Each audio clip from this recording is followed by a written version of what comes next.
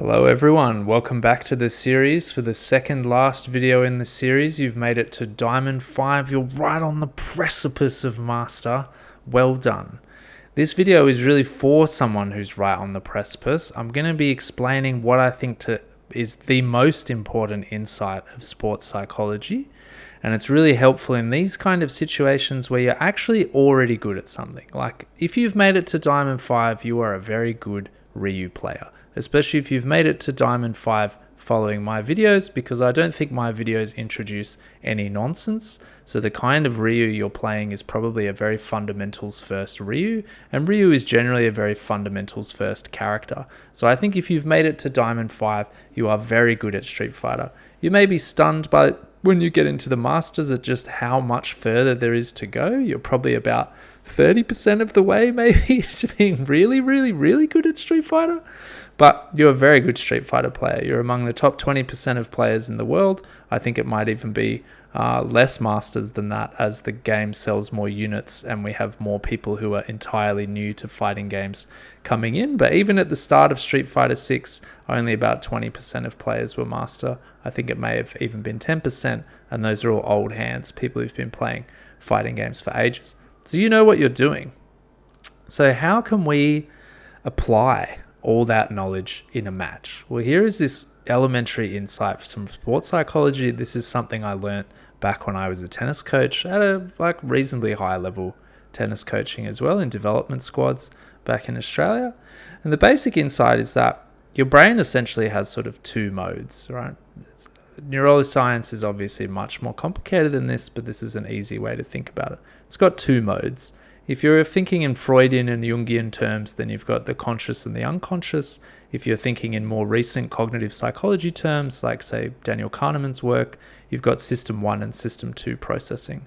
So system 1, which is the oldest part of our brain, the kind of evolved part of our brain that's been around longer in evolutionary terms, that's our instinct in a sense. That's kind of all the stuff that's sort of baked into muscle memory and very fast lightning reactions. That's the stuff that when we hear a rustle in the bushes and we worry that it's a tiger, that's the part of our brain that just makes us run before that thought has even entered into the conscious part of our brain. In contrast, system 2, that conscious part of our brain, that's the part that we use for kind of formal reasoning, the kind of stuff where we really need to think about something. So when you're doing math puzzles or you're trying to calculate how to get from A to B on Google Maps, then you're probably going to be engaging that system 2. And when you're learning a new skill, it's crucial to engage system 2.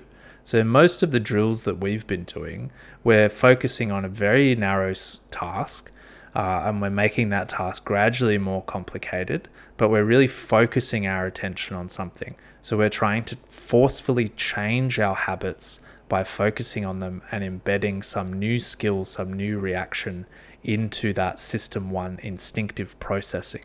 And you know you've mastered any of the skills in the series that we've covered when you get to that instinctive level where you can just do things on reaction in literally a split second. So the game runs at 60 frames per second.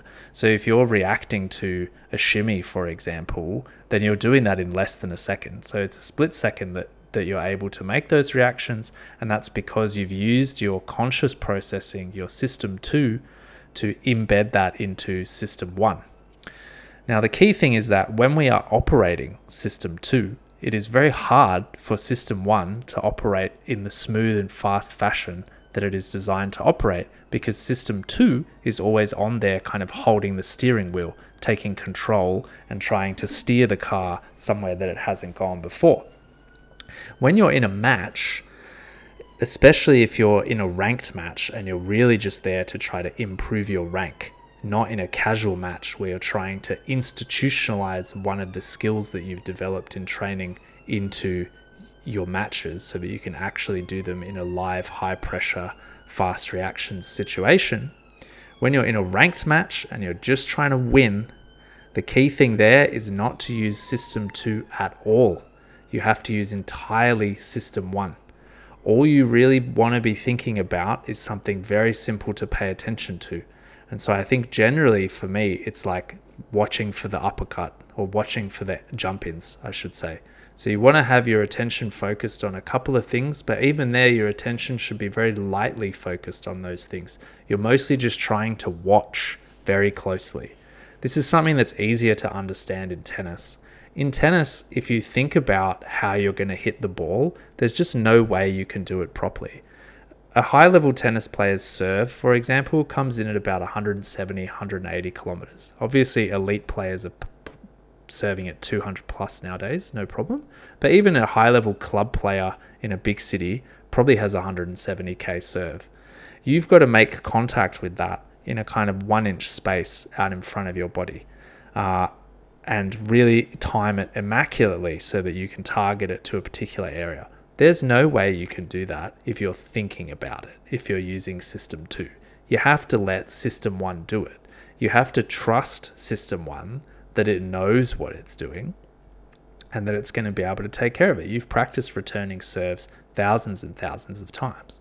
So when you are playing a tennis match, the only thing you pay attention to is watching the ball. That's literally the only thing. You try to watch it beyond the net. You try to just observe the ball, follow the ball, and to some extent follow your opponent as well so that you can react to their body language. And that also happens on autopilot. Better players are able to predict what their opponent is going to do, not by thinking about it, but because they've seen this many, many times before and their instincts kick in. So just watch what's going on, try to absorb information from it, and then in tennis at the change of ends or in Street Fighter between sets, you want to try to figure out what happened in that match. What are his patterns that I can adapt to? How can I change my game to respond effectively to my opponent's strategies? But otherwise, in the match, you were just using System 1. You were just letting the autopilot take over because the autopilot thinks so much faster. System 1 is lightning fast. It is a supercomputer. It is making millions of calculations a second to figure out how to coordinate all your fingers through all these motions, how to react to all sorts of stuff. If you are trying to interfere with that process by thinking about stuff, being like, oh, pay attention to the drive impact, pay attention to the drive impact, then there's almost no way that you are going to be able to pay attention to that jump in, right? Because your System 2 is controlling everything and System 2 is slow.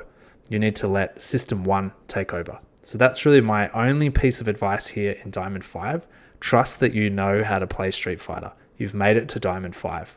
What you need to do now is just try to relax, zone in, and really pay attention. Don't think about anything else that's going on in this game unless you notice that your opponent has a pattern, and then try to pay attention to that. Just let your instincts take over, and I promise you, you'll be up in Master in no time. Good luck.